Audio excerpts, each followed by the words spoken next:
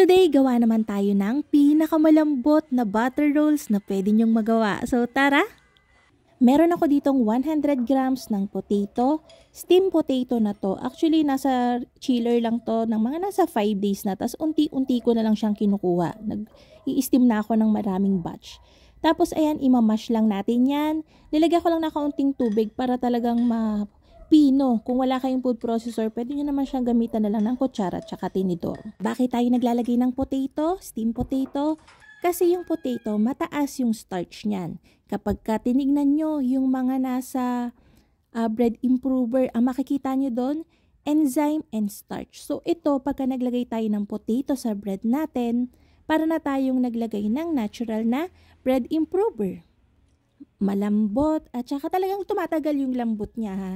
Kahit ilang araw. So, again, magandang maglagay. So, kung gusto nyo, pwede naman.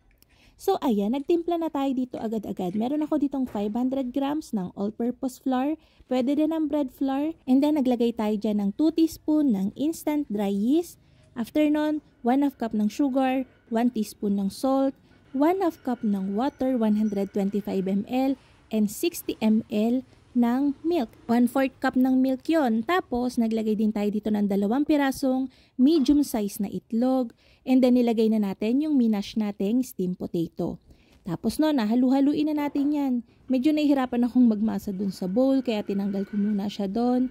Habang hindi pa tayo naglalagay ng fats natin, mamasahin na natin to for 5 minutes.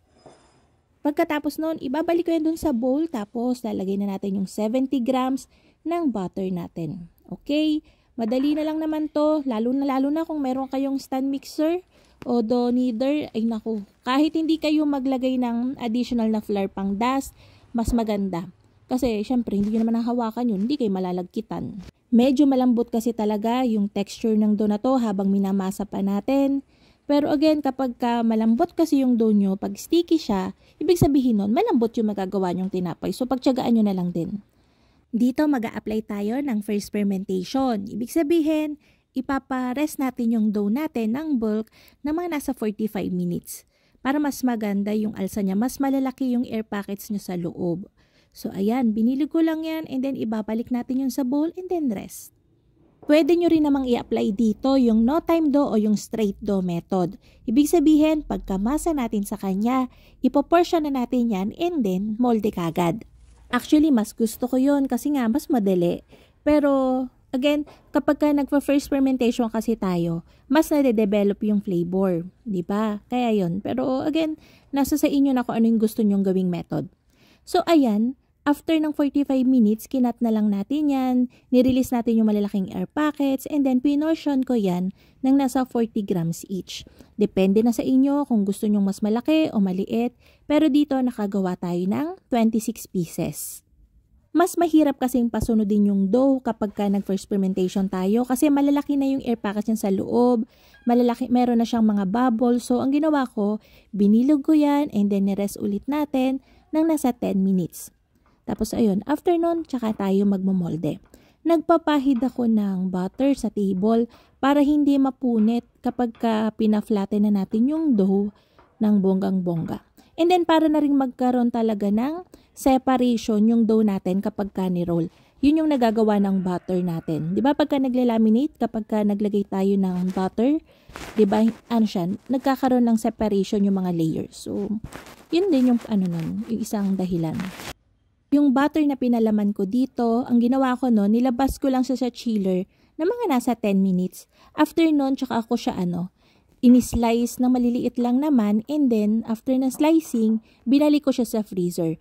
Para kapag pinalaman natin siya dun sa dough, hindi pa siya natutunaw agad kahit na nagpapaalsa pa lang tayo. Mas maganda kapag matutunaw na siya dun na sa oven para at least na-absorb ng dough natin yung butter. Hindi lang siya basta-basta na pupunta dun sa tray. After nga natin yung maimolde, i-arrange natin yan dun sa mga trays.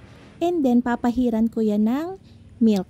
Mas maganda kasi yung milk pagka ganito. Ayaw ko kasi nung makintab na butter rolls, pero pwede rin namang egg wash ang ipang brush nyo.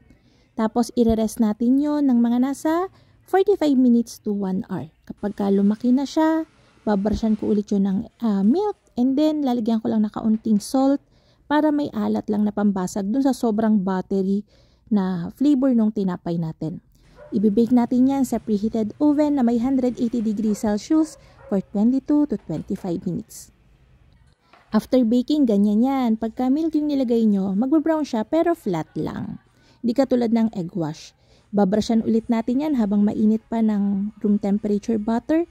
And then, eto na yung ating butter rolls. Ang lambot-lambot nito hanggang kinabukasan, hanggang magdalawang araw, malambot siya. Baka may magtanong na naman, yes, pwede nyong gamitin tong dough na to sa kahit anong klaseng tinapay. And yun na nga mga kalutong tinapay, sana'y nagustuhan niyo ating video for today. Magkita-kita tayong muli. Ito pong mali ang lutong tinapay. Bye-bye!